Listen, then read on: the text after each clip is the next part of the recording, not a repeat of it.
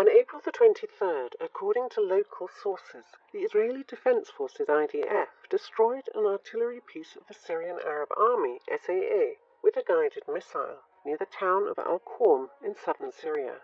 The IDF confirmed the reports and justified their move by saying that a mortar shell originating from Syria had fallen in the Israeli-held area. On the same day, the SAA repelled 3 separate attacks by Hayat Tahrir al-Sham militants in northwestern Aleppo and inside the Rastan pocket. The militants had increased their activity across Syria as the SAA operation against ISIS in southern Damascus entered its active phase. The ISIS pocket in the Yarmouk refugee camp area is slowly crumbling, but it's still a complicated battle for the SAA and its allies. The Syrian military has deployed a few pro-government Palestinian militias, including Liwa al-Quds, to operate more successfully in this mostly Palestinian-populated area. Recently, government troops have liberated the districts of al-Baradi and al-Baradat, as well as the Dar Bul Street. Warplanes of the Syrian Air Force and the SAA's artillery have just destroyed a major part of the ISIS defense there.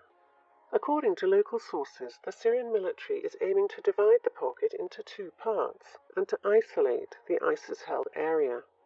US troops, who are about to start withdrawing, according to the Trump administration, are setting up a new military base in the area between Tel Baidar and Tel Tamr in northern Syria. The military base includes an airstrip of about 1.5 kilometers and, according to reports, will be able to house about 1,200 troops. On April 22nd, France's President Emmanuel Macron said that France is seeking to build a new Syria with US help. Earlier, Macron claimed that he had convinced President Trump to keep troops in the war-torn country. The increasing military presence of the US-led coalition in northern Syria is in line with US soft power efforts aimed at strengthening its influence and countering Russian and Iranian efforts in the region.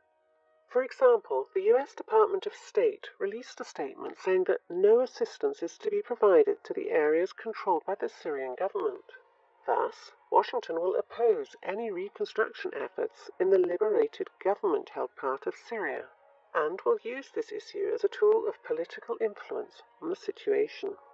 At the same time, the US also seeks to renew the so-called Geneva format of Syria talks, which has achieved nothing to settle the conflict since it was launched.